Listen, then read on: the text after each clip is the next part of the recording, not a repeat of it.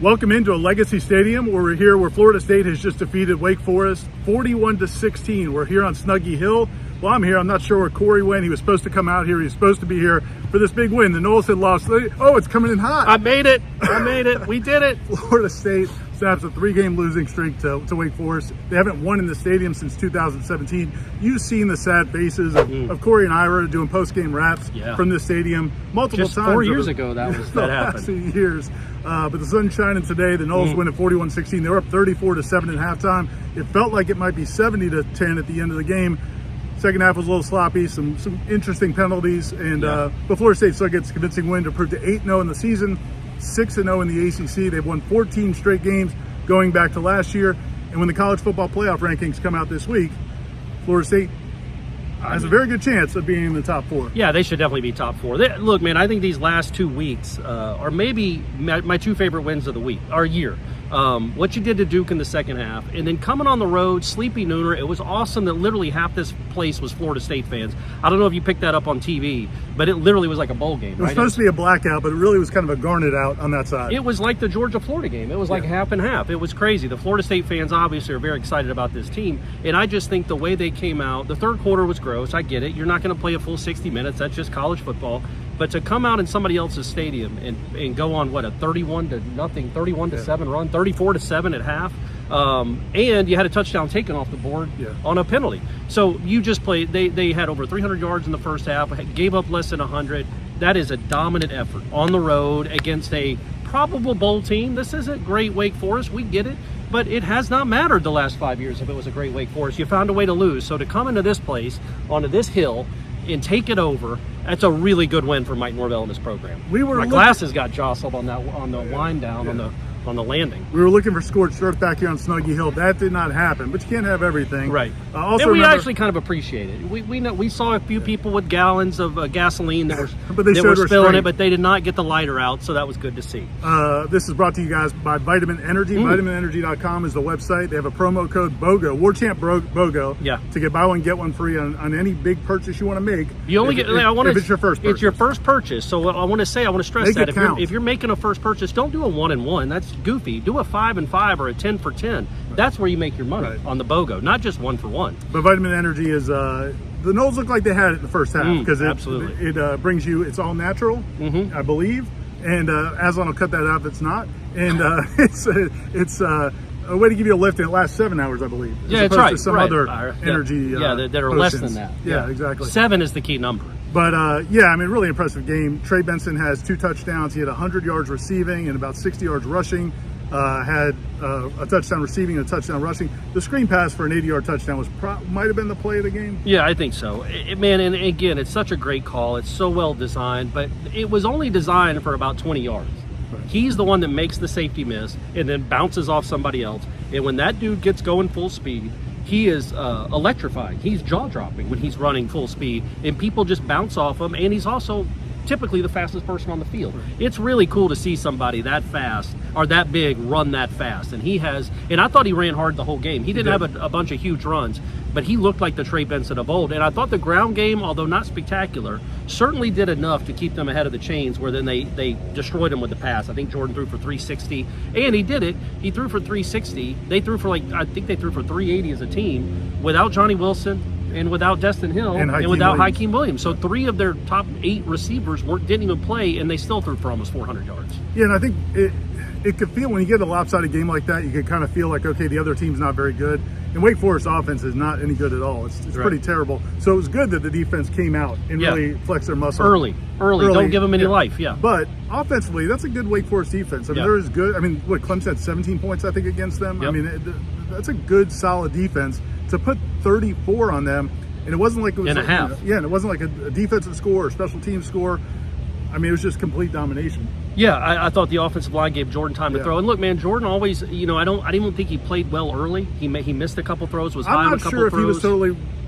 I I think I saw the receiver, Ron Dugans and Mike Norvell Yeah. talking to some of the receivers. So some of those missed throws may also have been not great routes. Well, and another thing I watched in pregame, Keon and Kentron were both slipping during pregame, Yes. and then on the almost interception on the first drive, that's Keon slipping coming out of a break, and he hits. I mean, that's you look. Sometimes you got to get lucky. I think they still win going away if you throw a pick on that play, but the kid dropped a surefire interception. He would have returned it to the 20-yard line. So that's a big break. But then after that, Jordan Travis was exceptional. He made the throw to Ja'Kai over the middle of the field that ended up being a missed field goal. The throw to Morlock on the last touchdown drive is incredible. I mean, we really do take him for granted, I think, and I'm guilty of it too. When he misses a few throws, like what's Jordan? He's not playing well, and then you look up, he's thrown for 350 yards against a competent defense on the road, and accounted for 4 touchdowns. He is just an exceptional football player. Mike Norvell said so after the game that he's playing an elite level, and he's got his team 8-0. This team is 8-0.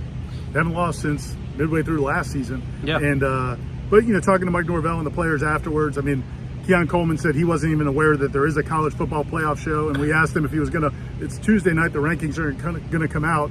We asked him if he's going to be watching it. He said, "Nah, there's probably an NBA game on." Mike Norvell said, Mike Norvell went on a pretty good rant where he basically was like, "Look, none of that matters. Yeah. We didn't come to the season to have a ranking next to our name. It's about what we do over these last 4 weeks." And he thinks they have to play better, which maybe it's not a bad thing that the second half was a little sloppy, because it does give you, the first half was so complete that the second half does give you some things to, as your coaching staff, to maybe nitpick. Well, and you got another road game coming up next week at Pitt. Pitt lost to this Wake Forest team, so you would think, okay, you should handle that game easily. But all games are unique and they're their own thing. They're their own entity. So just because you beat Wake Forest by 25 points and Wake beat Pitt does not mean you're just going to cakewalk in Pitt and win the game. And I do think he seemed genuinely giddy about being 8-0, but getting to correct those mistakes. Like he keeps saying, and it's not untrue, that they're not even close to what they could be because they have not put a complete game together. Maybe they do it against Pittsburgh. Maybe they save it for Miami or the Swamp or the playoff. Maybe it never happens. But if they keep winning, nobody will care if the complete game ever comes. Just keep winning. But I just thought, other than a blip in the third quarter, which they had was the push off on Keon, was that the third quarter, or was that the second quarter? But anyway, they had a couple crazy penalties, I thought. I'm not saying they were bad penalty calls. I'm just saying 2 horse collars in one game is unique, especially their tackles for loss. Kentron made the catch of his career. Yes. It might have been how many yard touchdown? 60-yard touchdown. It was called back for holding, which was a little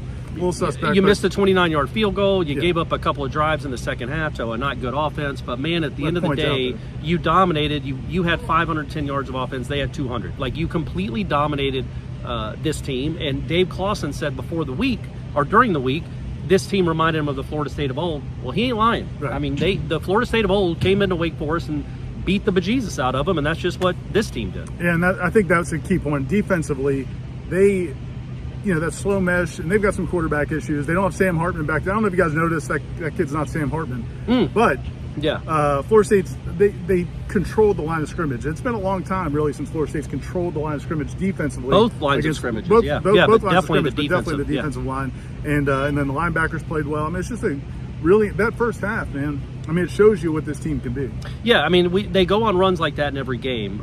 Usually it's a quarter and a half where they're absolutely dominant. Duke, it was the last quarter. LSU was the last quarter and a half. This was an entire half where Wake, they just had no. It was not close in talent. It was not close in just anything. I just thought that Florida State completely suffocated them on defense, and then the offense, other than wrecking itself, Wake couldn't really do anything with them. And look, man, this offense is one of the best in the country. Again, I know you guys watch all these other games.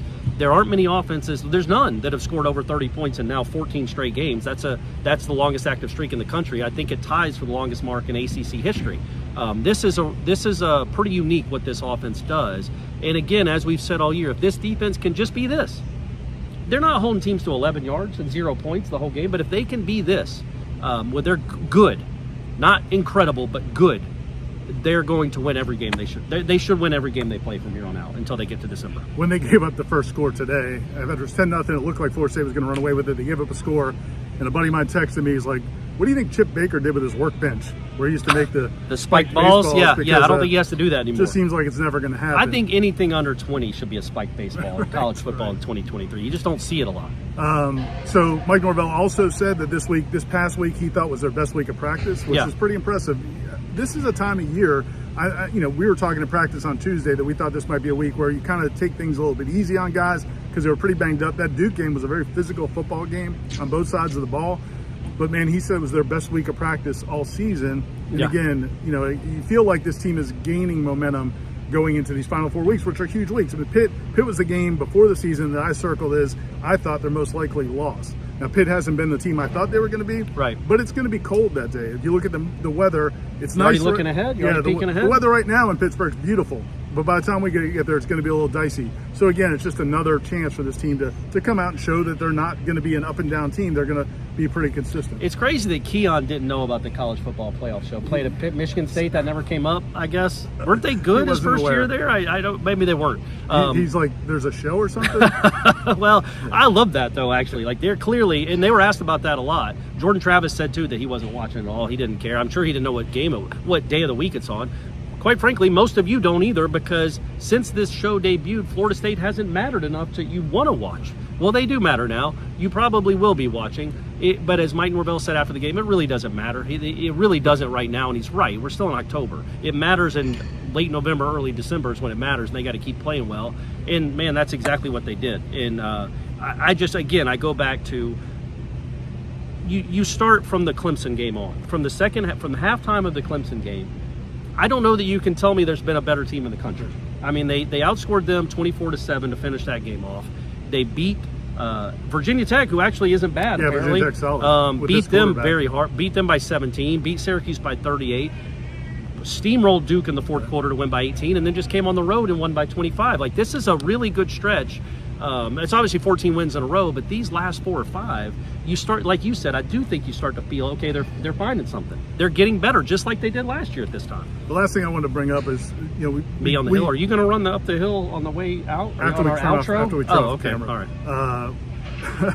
But when we a few weeks ago, we spoke a lot on the wrap, and we talked about during the week about Jordan Travis kind of getting frustrated with some of his teammates and getting just getting irritated when receivers ran the wrong routes or things weren't going well, and it felt like he would press. And they had the conversation a couple weeks ago where Mike Norvell talked to him about having more fun, enjoying himself, not putting too much pressure on himself in this offense.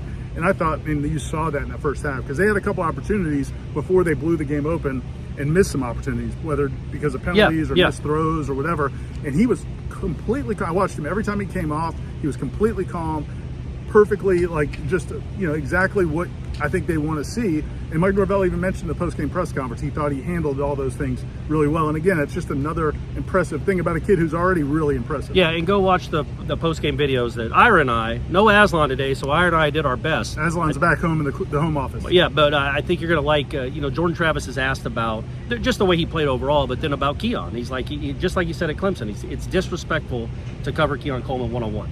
He finds it disrespectful. I'm sure Keon does too. I'm sure that Wake DB on the one play is like, really, I can't have help. We got to scoot the safety over there. Like, I got to cover this guy one-on-one. But look, man, Jordan is playing at an elite level, and the one thing you worried about was the pressure mounting, and it looked like it was getting to him a little bit a few weeks ago, like we talked about. And as you said, he just looks more carefree, and I think you can see the whole offense kind of just flourishing now. And he's played good all year, very good all year.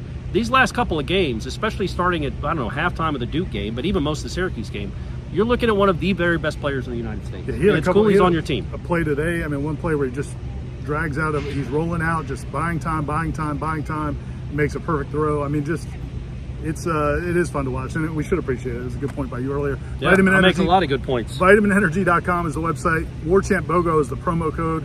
You'll make your life better. Oh, look, you get a side captain right here. Little Snuggy Hill. It's been a long time, folks. I'm going to put this in my pocket. Actually, I need to get more of this, but I got to take a trophy back from this place. It's been too long. Could be our last trip to Snuggy Hill. We'll see. There'll be more on that coming. No, I'm not a clown. Eat a W. Yeah, eat W's and eat Snuggy Hill. All right, signing out from Winston-Salem, North Carolina. Check out Warchant.com for all of your post-game coverage, videos, Corey's column, plenty of coverage coming from Winston-Salem.